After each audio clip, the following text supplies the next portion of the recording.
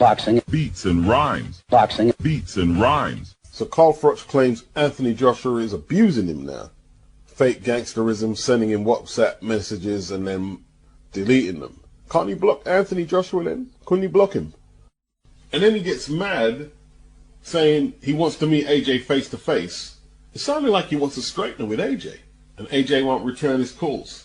Well, it sounds like AJ's having a bit of fun now, putting it on Carl Froch, because in AJ's mind, Carl Froch was putting it on him.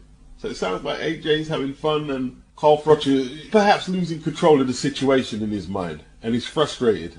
It's not in AJ's best interest to go meet up Carl Froch, though, is it? I mean, looking at his fan base, you know what they're going to say. Oh, look, Big Femi pushing his weight about.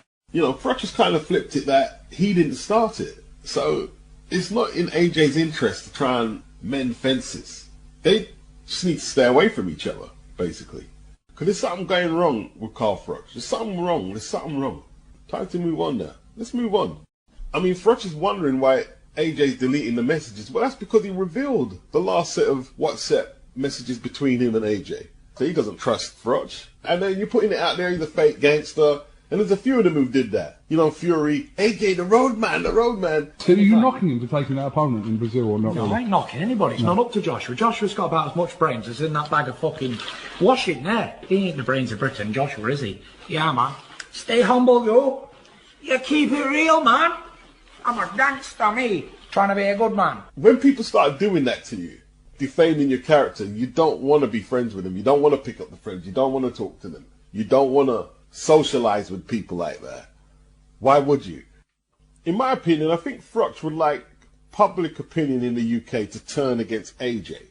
He wants more people, like his fan base. They don't like AJ. None of his fan base like AJ. He wants more people to turn against him. So yeah, let's meet up. And he knows what's going to happen. He's going to twist it. They're going to twist it. Sections of the media are going to twist it. Big Femi victimizing Carl. But is that the truth? He reveals the WhatsApp messages, and then a couple of days ago when he was speaking to Piers Morgan, he said, if I can't get to talk to him or meet him face on, I'm going to expose him for who he really is. He wants to paint some type of picture where Anthony Joshua is not looked at favourably. I demand to meet him. What is it exactly? What is there to expose? You've already said he's a fake gangster, mentally fragile. What is it you're going to expose next, is what I want to know. And ultimately, Carl Froch supporters aside, and Anthony Joshua haters, who's really looking bad the more Carl Froch keeps doing his exposés? Who's really looking bad? Hi everyone, I hope you're all well. Thanks again to all my subscribers. So here's a quick video of why I won't be talking to Carl Froch again. First met Carl Froch back in 2001. We both got to the ABA finals in our respective weight categories. I was super heavyweight, Carl would have probably been super middleweight. So we both got through to the ABA finals. There was a few other people in it that year. Matthew Macklin was in it as well. Matthew Marsh, Matthew Thirlwell. There's quite a few people in it that ended up becoming well-respected fighters. Carl Froch, obviously, world champion. So anyway, we were sharing the same dressing room, myself and Carl. A few of the other boys were in the same dressing room. It was filmed by the BBC, so there is some footage somewhere of me and Carl Froch warming up together. That was back in 2001 when we were amateurs, and then obviously we all turned pro. I never saw him again until when I fought AJ at Wembley Stadium, because obviously Carl Froch George Groves rematch was a headline event on that night. A few years after that, Carl Froch came to Milton Keynes. You know, like them sports conventions. I go to them, I'm a bit of a geek, and I go to the Collectomanias and them type of things where all the film stars come along and that sort of stuff. I do love all that sort of stuff. So I've gone along to the sports one, which was in Milton Keynes anyway. I went over to Carl Froch. I didn't expect him to remember me anyway, because I'm not very well known in that term, and he's a world champion. I went over to talk to him and just going to mention the ABAs and all this. And he basically, without sticking two fingers up, it was as close to being totally ignored as you can get. I'm quite a polite person. I'll always talk to anyone and make time to talk to people, so I expect other people to be the same. But as I'm trying to talk to him, he pretty much ignored me. He said a couple of words and that, and pretty much cut me off halfway through a sentence or something and walked off. I thought to myself, that's it. That's the last time I'll bother talking to him, because I'm one of them people, manners and politeness, I appreciate them and make a difference to me. And I've heard he's had it to a few people as well, so it's no skin off my nose. The chances of us bumping into each other again are small anyway, so. But I just thought I'd share that. Little story of why I won't bother talking to Carl Froch again. But yeah, thank you to all my subscribers. Testimony from Matt Legg, former Anthony Joshua opponent. He was stopped by Joshua in 1 round in 2014 on the undercard of Carl Froch versus George Groves, the rematch. He shared the same changing room as Carl Froch in them ABA finals back then, and he probably thought him and Carl was cool. Only for years later to find out, as many people are saying in the comments, Froch isn't the man of the people that he's making out to be. Boxing. Beats and rhymes. Boxing. Beats and rhymes. Calvin Ford put it out there that Shakur Stevenson is basically auditioning to fight Tank Davis. Talking about Shakur's got to look good and score a knockout. But what's the truth? That's more likely to scare them off. But you know, the likes of Frank Martin, Hector Garcia, they didn't have to go through no auditions to get a shot at Shakur. But the moment we get an opponent who we actually want Tank to fight, he's got to go through auditions and run all types of gauntlets to get the fight. Strange, isn't it? How would Abdullah Mason be a more attractive proposition than Shakur, who's coming with another strap? It will be a unification against Tank. But yeah, Shakur needs to step up, man, and improve on that last performance. He does need to step up. I don't believe Artunian can box, stand up and box from the ring center with Shakur. He'll get nowhere. And I don't think he's a good enough inside fighter and can't match Shakur's speed to wrest that title from him on Saturday. That's my opinion. Shakur should really be up for it. He's been out a little while now, and he should really want to put on a show and show everybody, yo, this is who Tank needs to fight. Last fight in his contract. Will he go over to Matchroom? Will he actually extend the Top Rank deal, or will he just stay a free agent? We shall see. Shakur was happy with Top Rank, won 3 belts there, but what he said is, after he beat the likes of Herring, Valdez, Conceição, 3 good wins on the bounce, the issues started at 135. He believes the Kambosos fight would have been there if Top Rank were willing to push a little harder. And he said the same thing with Lomachenko. They didn't push hard enough to get the Lomachenko fight. And people are going to defend Bob Arum. They love Bob Arum for whatever reason. They love Bob Arum. But the facts are, they are in-house fights. You could argue the same thing, Terence Crawford, Manny Pacquiao. And I think that's the case with Lomachenko and Shakur. How is he going to risk Lomachenko against Shakur when he's telling us that Lomachenko is as good as Muhammad Ali? That's how much love he had for Lomachenko. That's a ridiculous statement. An absolutely ridiculous statement. And I'm not a big fan of Bob Arum at all. And I'll argue my case with receipts. He said they didn't put enough pressure on Lomachenko. It's not they didn't put enough pressure, they didn't put no pressure at all on Lomachenko. It's unlikely Shakur goes back anytime soon. He's quoted Bob Arum saying that Shakur doesn't have any options. It's basically Top Rank or nothing. Bob put that out there, and you know, that's what Bob does. You know, when Bob reveals what was said between him and Eddie Hearn, when Eddie said, I'm not going to pay Shakur as much as you've been paying him, when Bob asked him, are you going to sign him? Why did he reveal that? He wanted to put it out there that, look, even Eddie Hearn's not interested in you. You're going to have to come running back with your tail between your legs. These are nasty tactics, but I see through them. I see through them. Bob wants to put it out there that Shakur's a boring fighter. And hey, I'm not even going to argue that hard. A lot of people feel that about Shakur. I'm not even going to argue that. Aside from the DeSantis fight, there's been a few lackluster performances, but it's the DeSantis fight, really, which did nothing to help Shakur. Let's keep it a buck. But that's not the point. If he's such a boring fighter, why are you putting it out there like that, hoping no one will sign him so he goes running back to you? Why do you want him back there if he's such a boring fighter? Because he's afraid that history's going to repeat itself when the likes of Floyd, Oscar, Mikey all left Top Rank and went on to earn bigger purses than they ever did with Bob. So obviously Shakur's going to want to prove him wrong. He said Bob should shut up. He's not even really running his own company right now. I don't know what the meaning behind that is, really. You know what I mean? I haven't heard anything to support that. But he said he's not ruling out a return to Top Rank. He's not ruling it out. Business is business at the end, is what he said. Boxing. Beats and rhymes. Boxing. Beats and rhymes. Just a lot of weird activity at 168 with Canelo. So Berlanga is ranked number 1 with the WBA, number 4 with the IBF, number 4 with the WBO. Out of all the names that popped up. He's the highest ranked contender.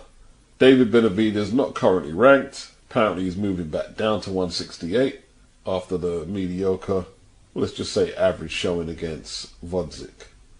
Now the two names in the last few days that kept coming up was Edgar Berlanga and Jamal Charlo. Is Jamal Charlo even ranked at 160 right now, let alone 168? He's been in jail. He's had a lot of psychological issues. He's had one fight since, 2022. It won't be a popular choice. Good thing I decided to check. He's had one fight since 2021, Jamal Charlo. One fight. Edgar Berlanga won't be a popular choice. As highly ranked he is in the sanctioning bodies, it won't be a popular choice. But Jamal, I could see the PBC trying to pull something like that off. And then today, they're saying Chris Eubank and Canelo have nearly structured a deal. Now, Chris is a free agent, and he's worked with the PBC before. The logic, though, that can't sell in America. It can't sell shit. In the UK, I can see it doing good business. Chris, not ranked in no sanctioning body at 168. He's ranked in all 4 sanctioning bodies at 160, as high as number 3 with the WBC. It won't be a popular choice. Now, Salvador, a Mexican journalist, I'm guessing, is saying that Chris has been a world champion. I don't know if the IBO counts if you haven't got any other major belts with it, or the lower tier WBA belt. He hasn't been a world champion. And I guess Canelo's got until the 16th of September, Cinco de Mayo, to get this done and dusted. Eubank is just a random at this moment, though. Very random.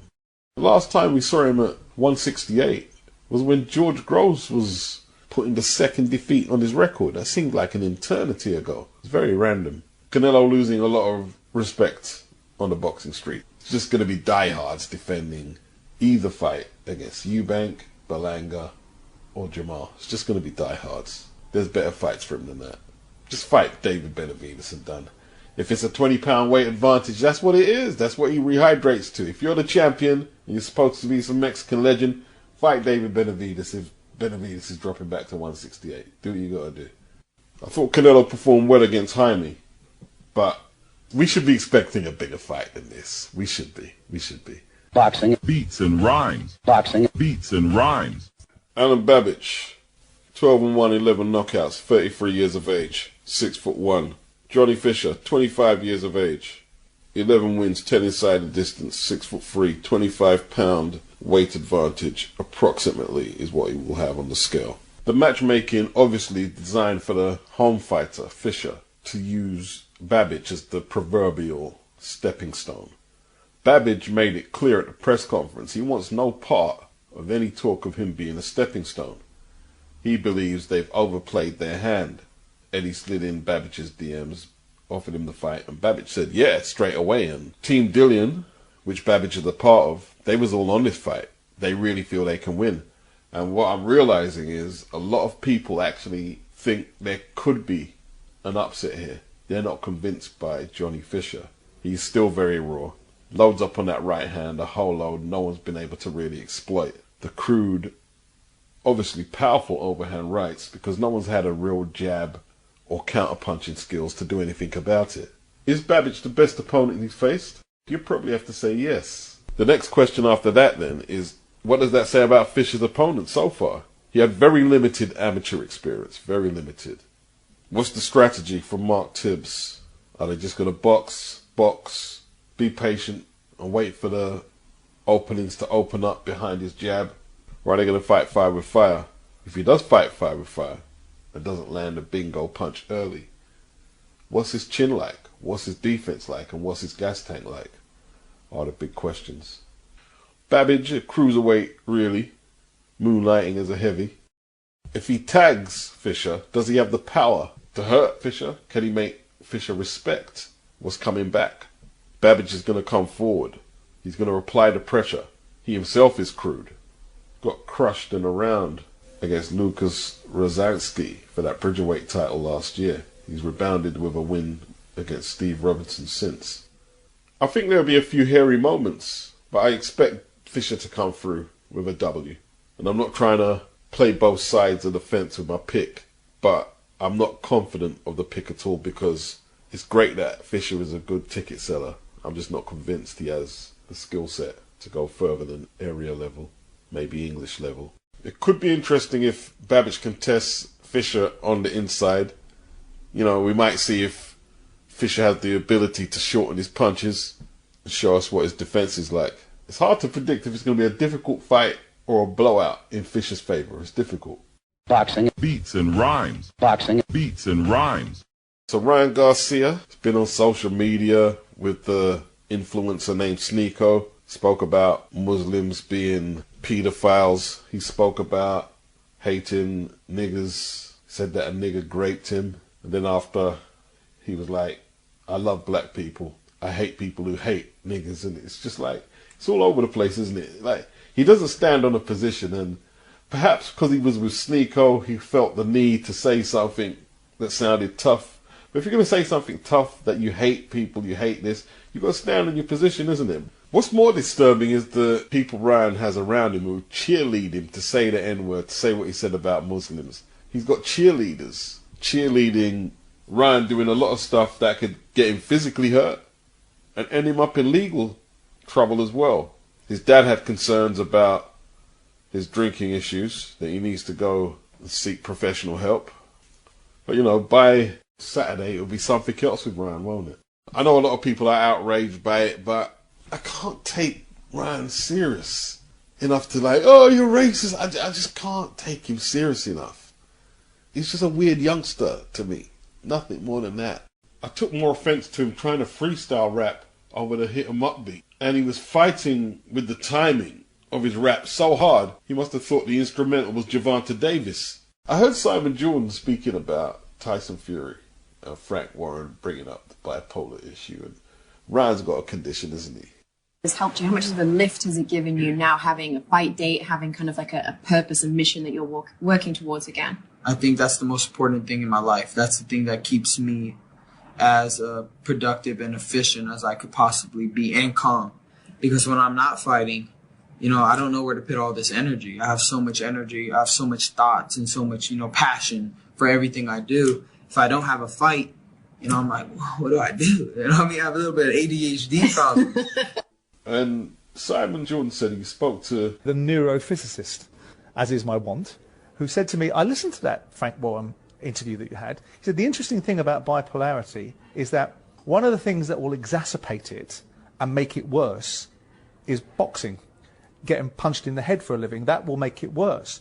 So if Frank and those around Tyson Fury are so concerned about his well-being as a result of bipolarity, maybe they shouldn't allow him to box anymore. Right, okay. Won't do that though, will they? Won't stop that particular gravy train. Ryan Garcia is Golden Boy's biggest asset. Tyson Fury is Bob Arum and Frank Warren's biggest asset. And I'm sure there's a few more assets around the sport who, if they were tested for bipolar or ADHD, they would test positive. Question is though, does boxing have the balls to hang some of their best financial assets out there? Probably not.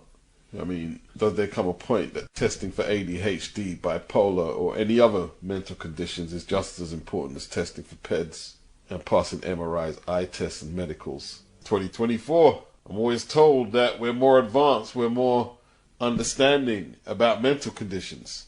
Yeah, and it could shut the sport down, literally. Could shut it down.